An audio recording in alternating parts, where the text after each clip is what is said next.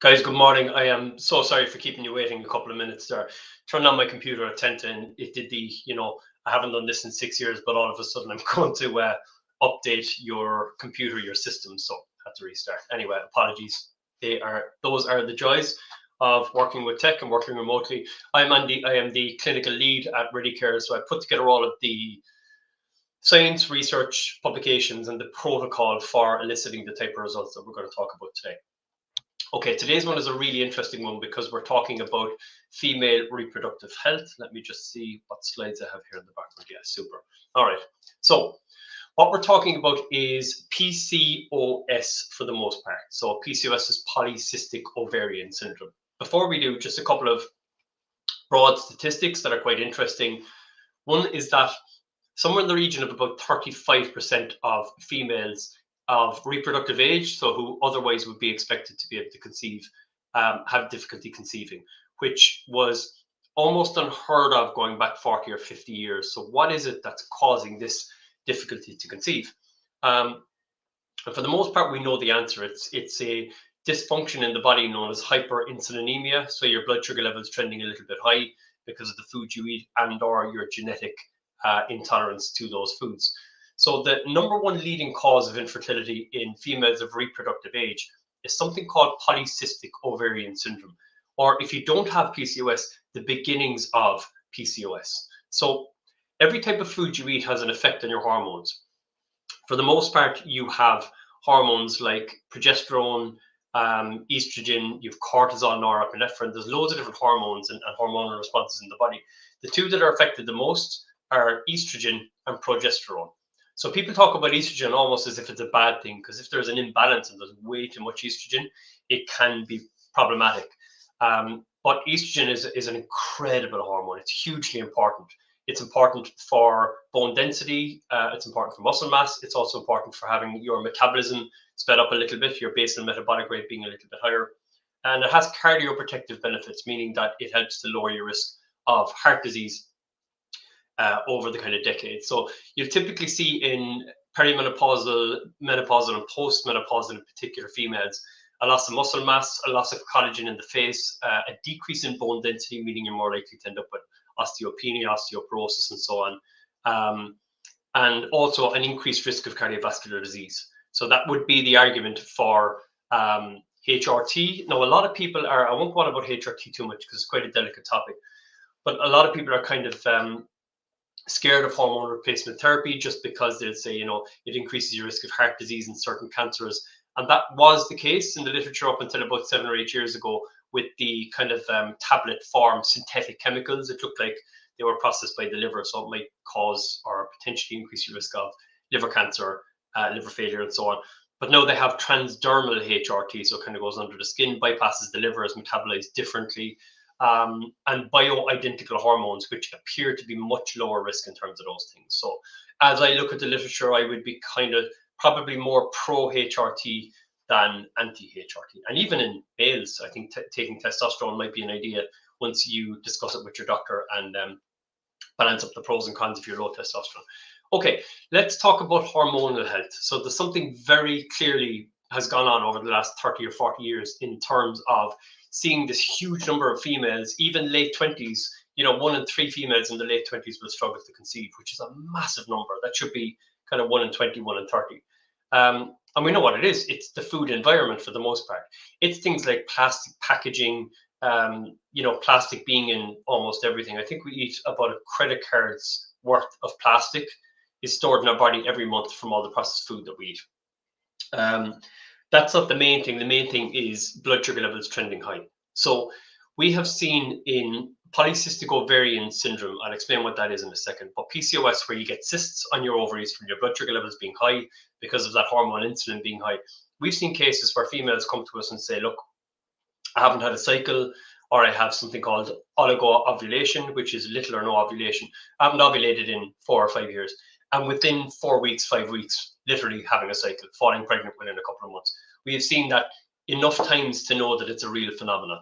And it's there in the literature as well. I mean, if you even just look at the PCOS code, there's books written by Dr. Jason Fung and I can't remember the name. There's a female author with him as well who reversed her PCOS. But you can reverse polycystic ovarian syndrome. So let's take a look at what PCOS is, how it can cause infertility. It's by far and away the leading cause of infertility in women of reproductive age, so in women who should be able to conceive.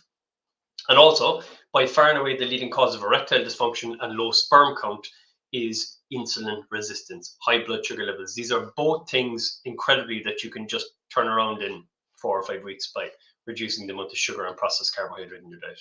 All right, let's look at this. So what is PCOS?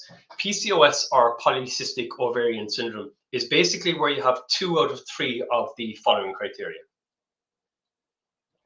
First one is hyperandrogenism, which basically just means a state of excessive male hormones known as androgens. So again, we use fancy words in the kind of health science sphere, but basically hyper means too high. Androgen, I should say, means male hormones, ism, a state. So a state of high male hormones, which basically means testosterone is inappropriately high. I'll tell you why that happens in a second. Oligo ovulation means no. Oligo means every now and again, and ovulation means not at all. So little or no ovulation and actual cysts on the ovaries. So if you've been told you have PCOS, broadly speaking, you've probably had a scan done where they saw cysts on the ovaries. But it's massively underdiagnosed as well. It's really prevalent and massively underdiagnosed.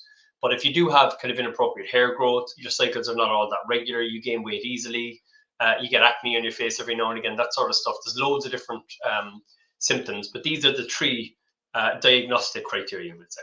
So if you have 2 out of the 3 of those, you probably have PCOS, and the ultimate is getting the scan done. Okay, so we know the first one. The first one, high levels of male hormones.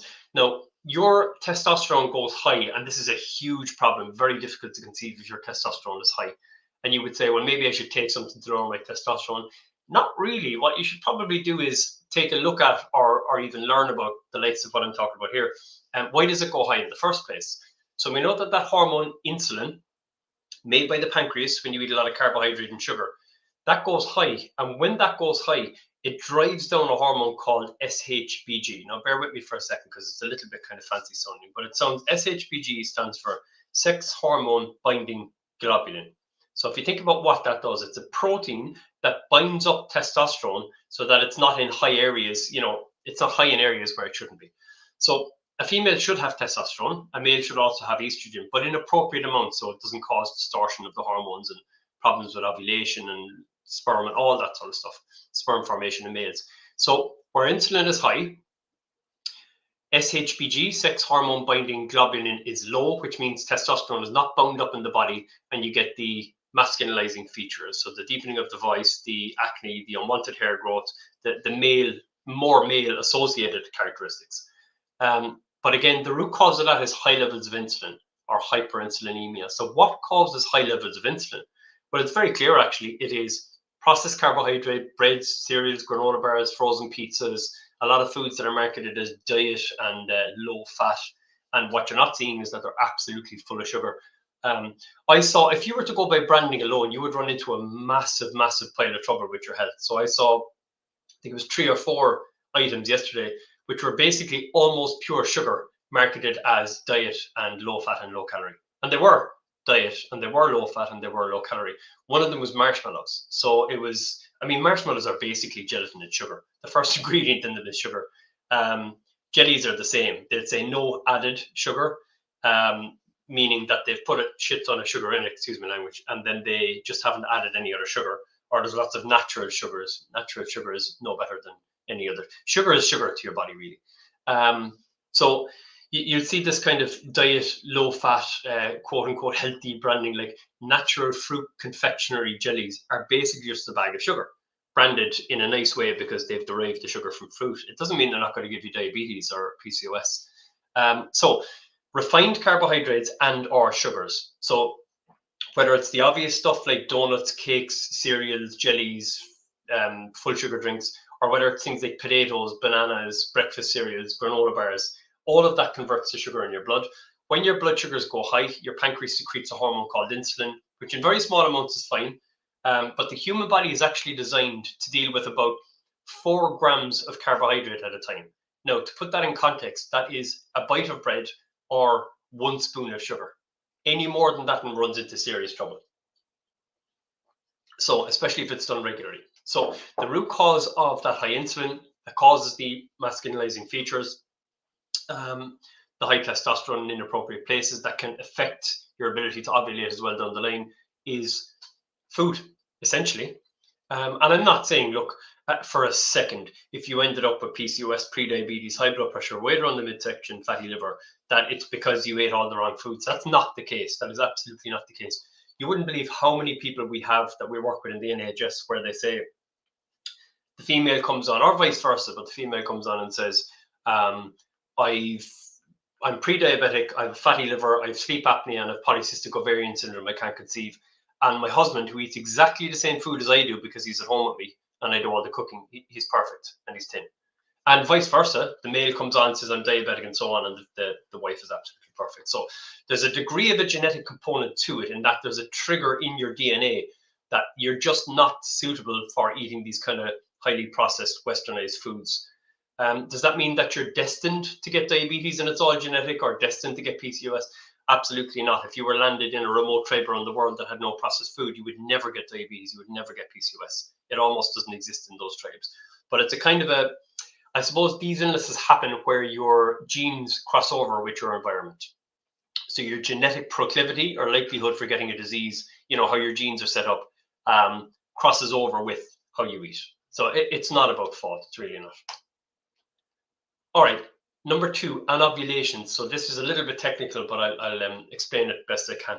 So anovulation, or not ovulating, is lack of or irregular ovulation, essentially. Oligoovulation or anovulation, meaning little or no, or no ovulating at all. So this happens because when, again, it's to do with insulin, but when you have a pre-ovulatory follicle, it starts off really small. When it gets up to about 9.5 millimeters, just really, or micrometers, whatever it is, really tiny amount, it should respond to something called luteinizing hormone at around 9.5. And then you get the pre-ovulatory follicle and you ovulate. Now, if insulin is high, what happens is it responds to luteinizing hormone way prematurely at about 4 instead of 9.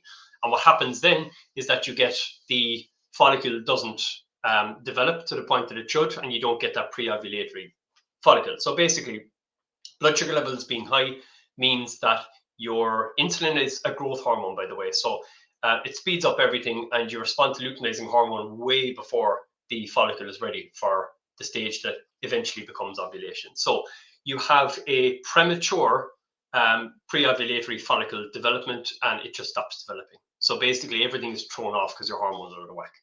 And the root cause of that, we know, is insulin. So again, it's what we eat. It's sugar and carbohydrate.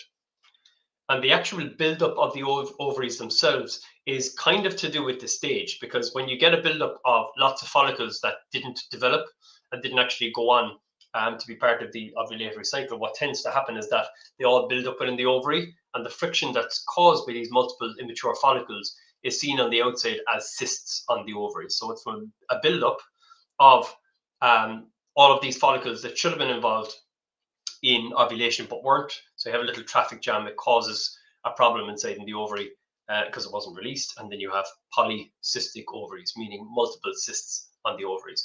Again, the root cause of that indirectly was high blood sugar levels and high insulin levels as a result. And how do we treat these? So we know what's causing it. I mean, it's known what's causing it, but the so-called quote-unquote experts, or people who should be experts, so the IVF clinics, the medical system, what they'll typically do is the high levels of male hormones, medicated creams, laser removal, bleaching to get rid of it, never asking the question, I wonder what caused this in the first place. Not ovulating, never asking the question what caused it.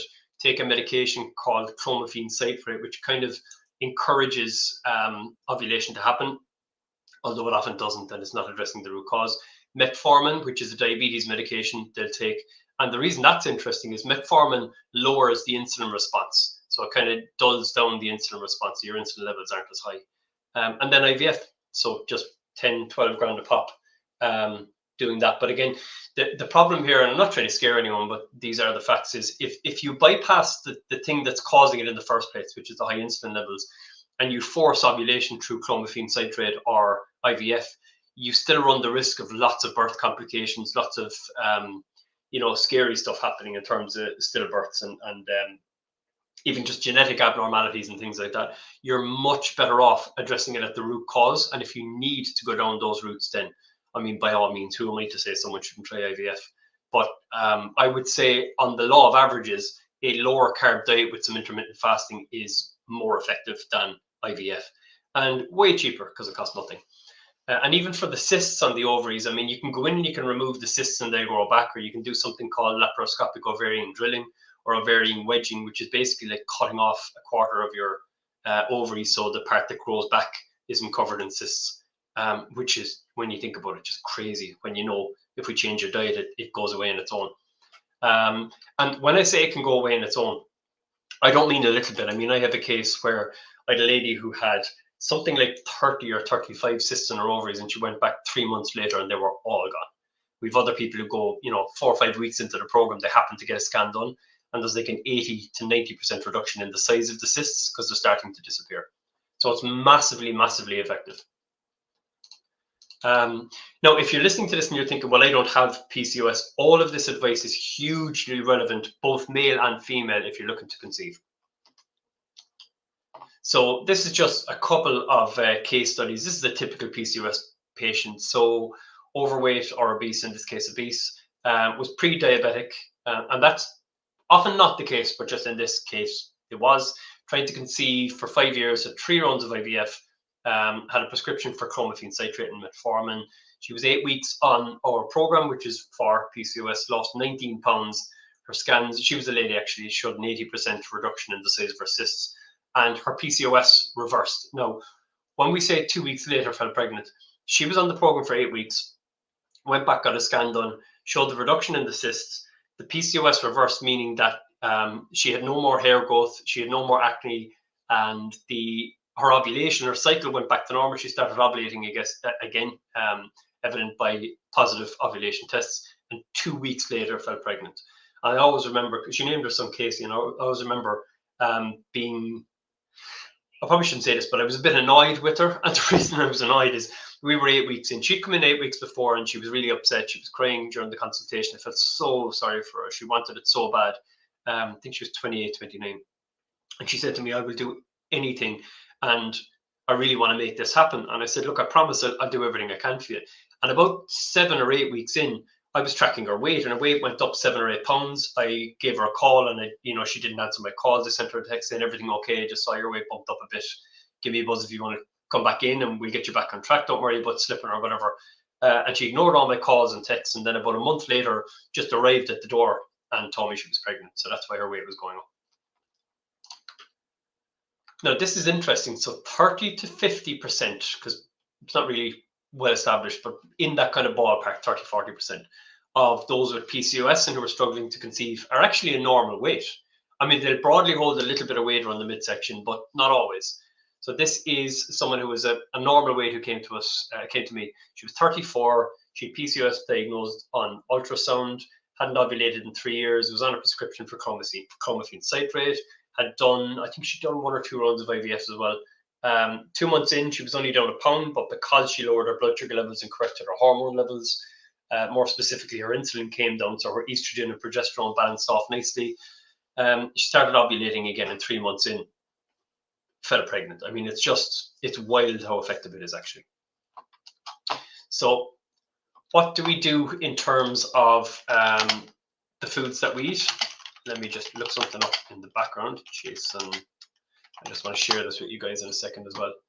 The PCOS Plan is the name of the book I was talking about for anyone who does have PCOS. Now, if you don't have PCOS, read the book anyway if you're looking to conceive, and follow all of the guidance in it. It'll optimize your hormones massively. So let me just share this actually. What do I want to share? A screen? Yeah, okay. So this is the first one here on the left here, the PCOS Plan.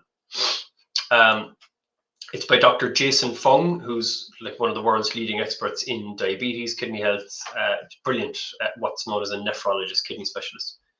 And then Other author is Nadia, something I can't pronounce, Brito Pataguana or something like that. I probably murdered that, but she's phenomenal, absolutely phenomenal as well, and reversed her own PCOS. Okay, let's add this back again. So the foods that you want to eat less of. Now it says NAFLD, same thing applies for fatty liver as applies for PCOS.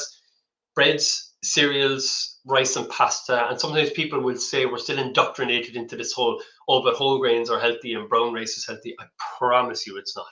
I mean, is it, relatively speaking, is it healthier than their white counterparts? Yeah, it is.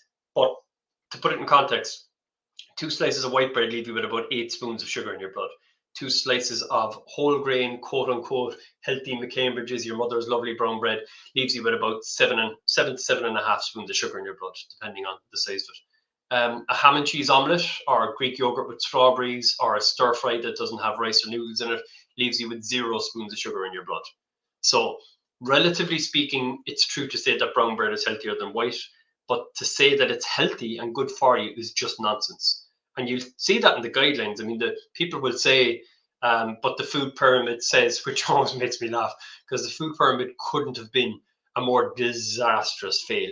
I mean, we look at the food pyramid and people say, but the guidelines say that we should eat whole grains and low fat. They do, and the guidelines have produced a population in the Western world who 70% are overweight or obese, 40% are pre-diabetic or diabetic if you look in the right way, and the list goes on and on. It's an absolute disaster when we look at the kind of health of our nation. So the food guidelines didn't exactly work out, yet remote tribes around the world doing exactly the opposite of what the food guidelines say have almost no chronic disease. And that comes down to kind of corruption and I mean, just the amount of corruption and lobbying and bribing that goes on in the food industry guidelines is nuts. All you need to do if you want to know how corrupt the food industry is and the nutrition guidelines are, is go to the British Dietetics Association, Google it, BDA, British Dietetic Association. They're supposed to be completely objective, and type in list of conflict of interest. So who they took funding from: Nestle, Quark, Danone, Kinder, Mars, Coca-Cola, and then we wonder why they're telling us to eat cereal and diet drinks. So these are the foods we should eat less of. You might be surprised seeing things like starchy vegetables and high sugar fruits, but they are not necessarily what you call bad for you. But if you have an issue with blood sugar levels, and if you have PCOS, you do. If you have issues conceiving, it's likely you do. Now, when I say likely you do, there's a chance that it's something structural or something else, but the vast majority of people, it's blood sugar levels. And it can do no harm to follow this advice, whether male or female, from a fertility point of view. So less of those foods and much more of these.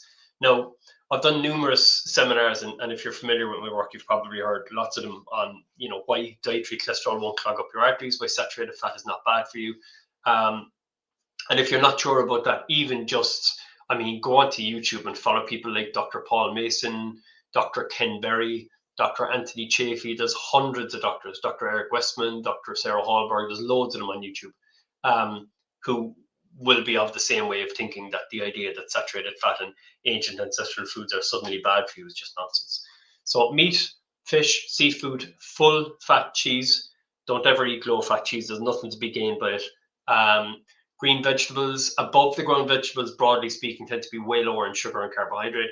Eggs, avocados, chia seeds, dark chocolate, real butter, olive oil. Those sort of foods should comprise most of your diet. Okay, so in terms of your hormones, if we look at what optimizes your hormones, definitely avoiding there's a couple of different things. One is following a low carb type of a diet like that, where you're eating mostly, above ground vegetables, berries, strawberries, raspberries, all that sort of stuff. Intermittent fasting is also going to help hugely, which in a sentence is basically skipping your breakfast and eating between the hours of kind of, 12 and 7 p.m. ish. Having a kind of a narrower eating window, it helps to reduce inflammation. It will help to lower your blood sugar levels, optimize your hormones from a fertility point of view, both male and female. But carbohydrate is the main driver of the problems that we see in polycystic ovarian syndrome and erectile dysfunction and low sperm count. So if you want to tackle both male and female, what I would do is I'd follow a low carb / ketogenic diet. I would dial down my carbohydrate and sugar intake massively, as much as you can. I'd do some intermittent fasting. I'd exercise as much as possible. Keep stress levels as low as you can. I know that's easier said than done, but it'll just reduce cortisol, which can trigger off higher blood sugar levels as a response. And yeah, that's it. I would exercise, low carb, and look, what have you got to lose? You know, if you're looking to conceive, why not do all of those things and say, if after 3 or 4 months we can't conceive, then we look at the other options. But you could save yourself a lot of heartbreak, and set yourself up for the best possible pregnancy should you end up falling pregnant and conceiving. So listen, best of luck if you are in that position. I hope some of the stuff I've covered today has helped you guys. We'll be back again next week. Chloe's here next week. Thanks for listening. If you haven't already, just click the little like button. It helps us a lot. And subscribe if you want to be notified every time we go live. Just click the little bell button over there below me. Apologies for running a little bit late this morning. I couldn't help it. The computer started to update itself. I tried turning it on a little bit earlier the next day. Have a good day, a good Christmas if I'm not talking to you before then. And yeah, take care. Thanks, everyone. Take care. Bye-bye.